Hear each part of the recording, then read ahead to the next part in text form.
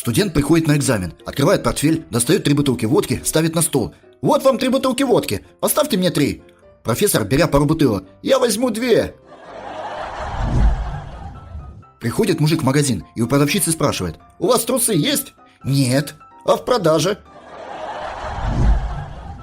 Бабка лезет в переполненный автобус и кричит: «Осторожно, мужики, яйца не прокалите!» «А что, бабка, яичек прикупила?» «Да нет, мешок гвоздей везу». Сын приходит из школы и говорит отцу: «Папа, сегодня у меня был первый сексуальный опыт». Отец, откладывая газету: «Ну, садись, сынок, рассказывай». «Нет уж, папа, я лучше постою». Мужик в баре говорит девушке: «Девушка, как вы смотрите на то, чтобы провести со мной ночь? Разве я похожа на продажную женщину? А кто говорит о деньгах?» Пришел мужик раньше времени с работы домой, заходит в спальню, а там его жена на соседе скачет. Сосед закуривает сигарету, затягивается и говорит: «Помнишь, ты как-то к моей жене за солью заходил?» «Ну, помню». «Ну вот, 1-1».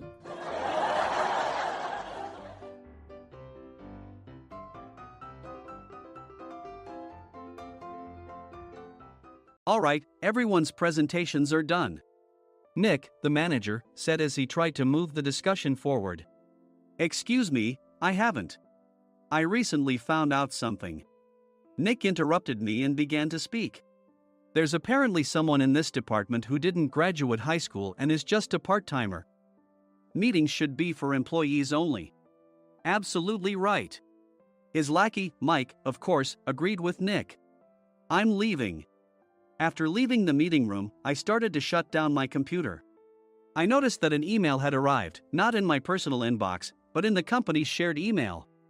Thinking, there's no point in speaking up, no one will listen, I went home quietly. The next day, I heard a commotion from Nick's desk. He was staring at his computer screen, his face pale.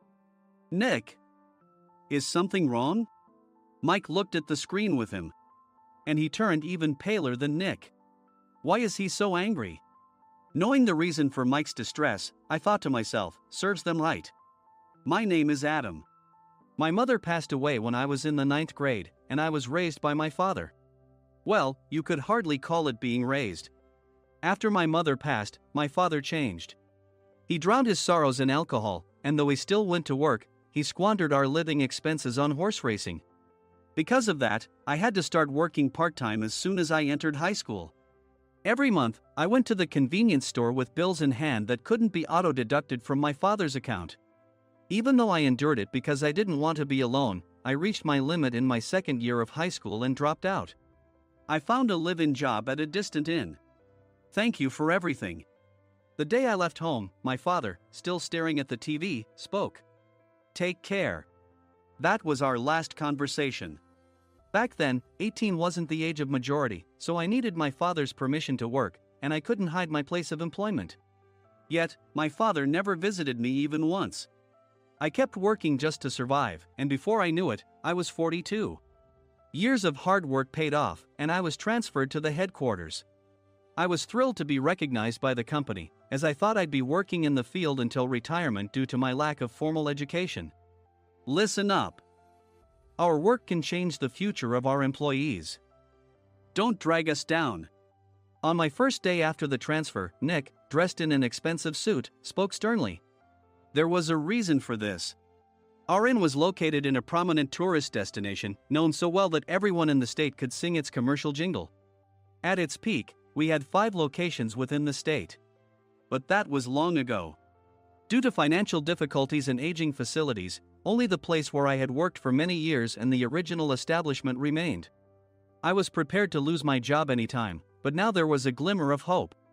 With the rise of social media, the tourist area where the inn was located started gaining attention again. Depending on how hard the sales department, where I was transferred, worked, we could either thrive or be forced to give up this prime location to the new hotel chains continuously popping up. For Nick, who had switched careers from another industry to strengthen our sales, this was a battle he couldn't afford to lose. I understood why he had to be strict. I will do my best. Nick sneered at my enthusiastic declaration. Did you not hear what I said? I'm sorry. I thought I was listening carefully.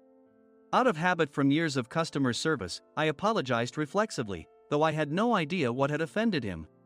Someone was watching me with a smirk. In this department, there are those who are expected to excel and those who have been shoved here because they have nowhere else to go. You are the latter. It was Mike, the section chief. He's 7 years younger, at 35. But he was called to headquarters much earlier than I was and had been moving around within the headquarters ever since. I'm not jealous, but I can't accept that he's my boss.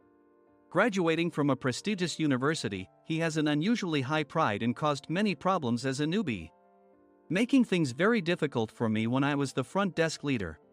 When I found out Mike was transferred to the sales department a month before me, I was disheartened. Mike is right. With just a middle school diploma, there's not much you can do. Don't even think about achieving results. As if I didn't exist, Nick remarked, "I'm thirsty." Mike eagerly ran to the coffee maker. It seems Mike is Nick's lackey. I regretted being happy about my transfer to headquarters, wishing I had stayed on site forever. Send a direct mail to every company on this list by the end of the day. Nick only assigned me tasks that even a new graduate could handle. What? There are over 1,000 companies. You want me to send to all of them by today? Yes, if you and your fellow misfits split the work, even those with nowhere else to go should finish by today. I glanced at the employees typing away expressionlessly. They were worn out from customer service, only thinking about leaving on time, or were women reassigned after having children, with zero motivation for work. Even Sam, a new graduate from the same university as Mike, who was supposed to be among the expected achievers, had no enthusiasm for the job, having joined the company wanting to do customer service. "I don't care what they say, I plan to quit any time," he said. Only Nick and Mike were highly motivated, making all the decisions between the two of them. I originally only wanted to work at the inn to survive and had no particular attachment to this job. I swallowed my words, thinking I had no right to reprimand them. About a month after the transfer, Nick told us with a frustrated look, "To commemorate the 50th anniversary, we've decided to create a plan exclusive for one group per day." Originally, Mike and I were supposed to come up with it, but our president, Mr. Thompson, insists on hearing everyone's opinions. "So, you all get a chance." As Nick explained, Mike began handing out prints. "Make sure not to embarrass Nick. If your ideas are half-baked, you'll have to redo them." It seemed that they had printed his handwritten notes by Mr. Thompson, which included several questions and a section for free responses. It made sense why Nick had to seek our input, given that all responses had to be submitted to Mr. Thompson. We were given a week to think about it, and a meeting was scheduled to compile our ideas. My plan is to let guests enjoy both the old and modern America. Nick began the presentations. Guests would watch a master confectioner at a nearby traditional sweet shop make sweets in front of them. The welcome drink would be premium tea in a bottle. Nick's plan was certainly attractive. After his presentation, Nick called on us to present in the order we were seated. Just as I stood up for my turn. "All right, everyone's presentations are done." "Excuse me, I haven't. I recently found out something." Nick interrupted me. "There's someone in this department who didn't graduate high school and is just a part-timer." He was likely talking about me. I joined the company as a part-timer and was made a full-time employee when I turned 20. That was 20 years ago, so Nick and Mike probably had no chance to know until recently. Meetings should be for employees only. Absolutely right. After that, Nick kept creating opportunities to solicit everyone's opinions, purposefully excluding me from speaking. The meeting unexpectedly heated up and went past the scheduled end time. A few people asked to leave, and the discussion continued with the remaining few. "Still here?" Normally, you'd leave in that situation. Though I had no attachment to the job initially, hearing kind words from customers made me want to make them happier. For someone like me, with nowhere to go, the inn was my home and customer service was my life. I felt pathetic about my current self. "I'm leaving." I left the conference room and started shutting down my computer. I noticed an email had arrived, not in my personal inbox, but in the company's shared email. Thinking no one would listen to what I had to say anyway, I quietly went home. The next day, while preparing the DM as instructed, I heard a commotion from Nick's desk.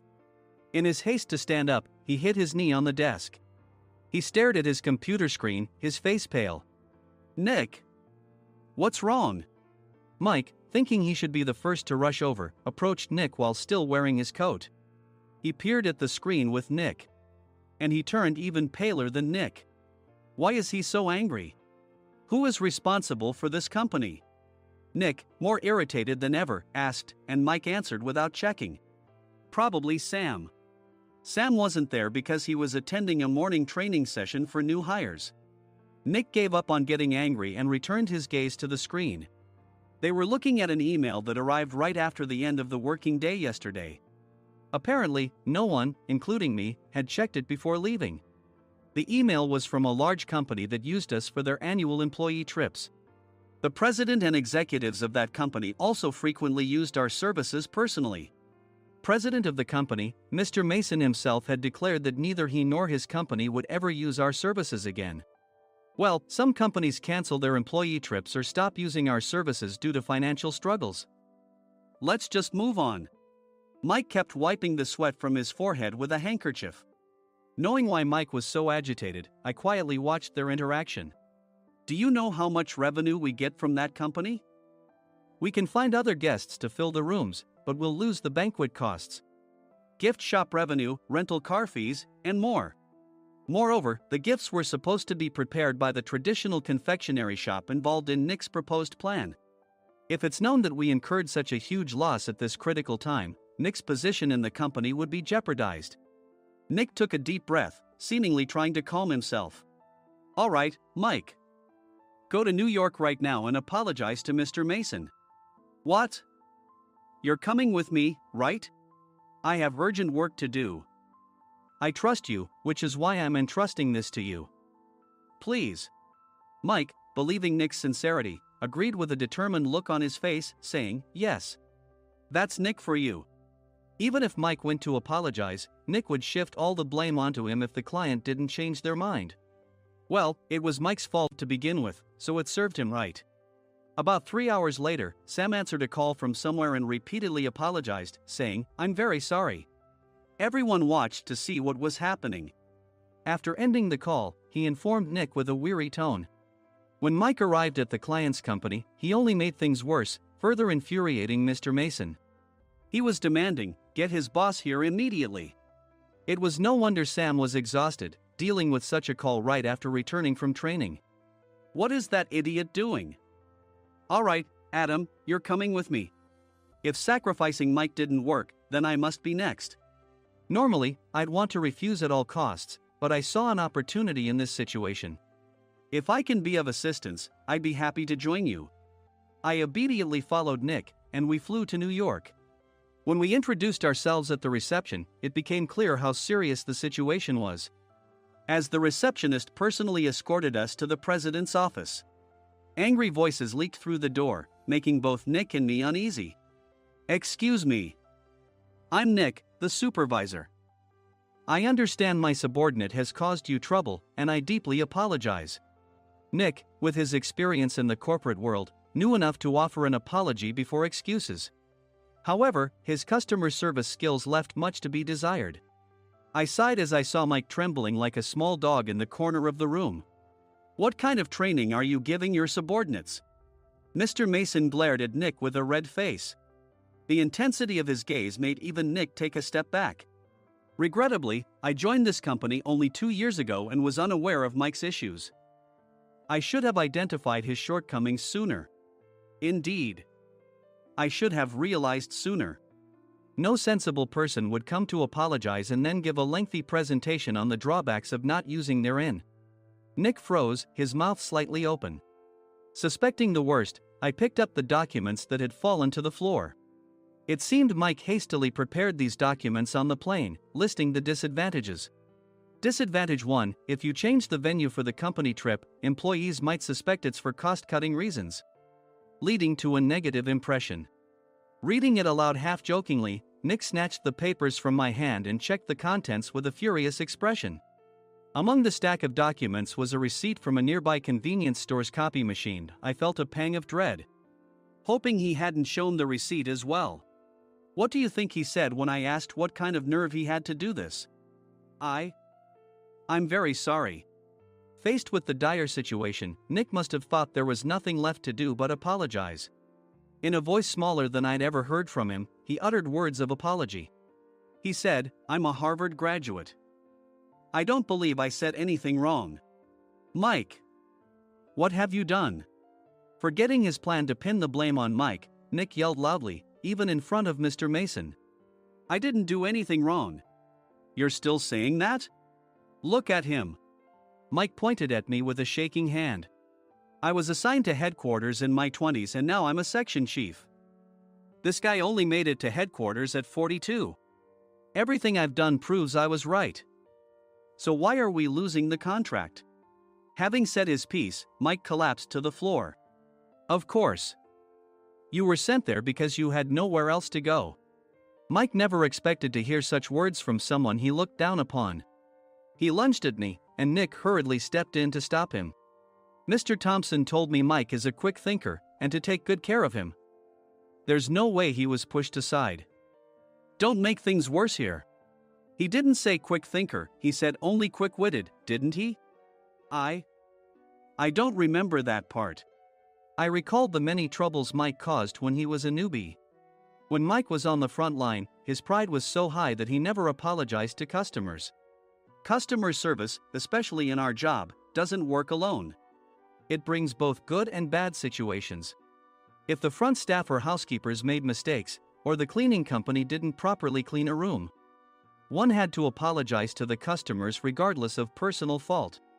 Mike, in such situations, would never apologize, insisting he wasn't at fault. This often angered customers, and as the front desk leader, I frequently had to apologize on his behalf. He caused complaints and disrupted operations, which is why he was quickly moved to headquarters. In departments where he didn't interact directly with customers, his quick thinking was beneficial and things went well. But it seemed his flaws were starting to show. Corporate reservations are supposed to be entered into the system by the sales representative. But a quick check yesterday revealed that more than 10 items were missing from the client's reservation. The handover document clearly stated what needed to be prepared. Why didn't you enter it into the system? Why do we have to give them special treatment? Filling rooms near the banquet hall, setting up all the food in advance. Specifying the brand of wine, they're too demanding. No wonder he always angered customers, I thought, feeling a headache coming on. Grouping them in rooms near the banquet hall is for our benefit too. It makes it easier for the staff to set up beds and serve breakfast since everyone's schedule is synchronized. As for the other requests, Mr. Mason suggested them to lighten our load. I didn't know that. Nick finally seemed to realize that Mike was the one who had angered the client. What did you say to them? I just told them we wouldn't give them special treatment anymore. We shouldn't waste effort on things that don't bring in money. I was utterly exasperated at his lack of understanding of customer service. Of course, we shouldn't comply with unreasonable demands. But carrying over successful practices from past stays makes customers feel remembered and enhances their experience. Good memories encourage repeat visits. That's part of our job. I looked down at Mike, who was sitting on the floor. In our job, nothing is a waste. Mr. Thompson likely moved you to the sales department, hoping you'd finally understand this. How do you think he feels now that you failed to meet his expectations? Mike, tears in his eyes, fled the president's office. I was amazed he still hadn't apologized. You have it tough, Adam. It's okay, we're all employees of the same company. I deeply apologize for this disrespectful incident. Especially after all the care you've shown us. If it weren't for you, Adam, I really would have stopped staying here. When I heard you were moving to the sales department, I was willing to reconsider if you handled it. Seeing us talk so amicably, Nick's face contorted. Do you two know each other? Adam's service is excellent. I always requested him specifically. Normally, we don't accept specific staff requests, but we made an exception for Mr. Mason, adjusting my shifts accordingly. He had personally stayed at our hotel just before my transfer, and during casual conversation, I mentioned, I'm moving to the sales department soon. If I hadn't told him then, things could have been much worse. Please continue to take care of us. I look forward to it. On the return flight, Nick awkwardly offered me a can of beer. It's still working hours. Of course, I had no intention of forgiving him for a single beer. Nick might try to pin everything on Mike and avoid any consequences. While pondering this, a startling fact came to light. Nick, the tea bottles for the plan have arrived. I handed Nick a bottle labeled with our inn's name. They look good. What are you talking about? These are plastic bottles. I had assumed we would use the trendy, high-end bottling tea. But what arrived were ordinary plastic bottles of tea with customized labels. The only unique aspect was the label, which had the inn's name, making it look customized. Upon further investigation, I discovered that a substantial amount of money was set to be paid to the tea company. It was priced like bottling tea. Does this plastic bottle really cost $100 each? The tea inside is specially blended for us. The extra cost is for that. Wouldn't it be better to use another tea company? Or is there a specific reason we must use this one? As Nick continued to make excuses, I showed him a printed email. I informed the tea company's president, Mr. Mitchell, that we discovered irregular payments and he confessed. He said you two were high school classmates and planned to split the extra money. That idiot. Why did he confess? That's not important. You should worry about yourself, this could turn into a police matter. Opening the bottle cap, I suggested. How about calming down with this tea? It supposedly has a relaxing effect. Nick drank the tea frantically. In the following days, decisions were made about their fates. Mike was reassigned to the General Affairs Department, with no chance of transfer or promotion, as per Mr. Thompson's orders. As for Nick, since the payment to the tea company hadn't yet been made, he narrowly avoided legal trouble. Instead, he was encouraged to leave the company, and to avoid further complications, Nick submitted his resignation. Rumor has it that connections between HR departments have made it difficult for him to find new employment. Even though it was good to have those two gone, something unexpected happened in the sales department. Everyone became motivated and united in refining the 50th anniversary plan. In the end, my plan was adopted. We collaborated with the Tourist Information Center to provide personalized guides. The plan, tailored to the number of guests, was truly special for the 50th anniversary. Hey, is Adam's family coming to stay? I immediately booked that special plan for my family. Sam noticed it on the reservation list and quickly picked up on it. Yes, I'm inviting my father. That's great. I might invite my parents too. I lacked the courage to face my father just as Adam. But here, with the confidence Mr. Mason praised, I felt ready. The 50th anniversary plan was a perfect opportunity to reconnect with my father. I hoped to bring back the days when we could laugh together as we once did.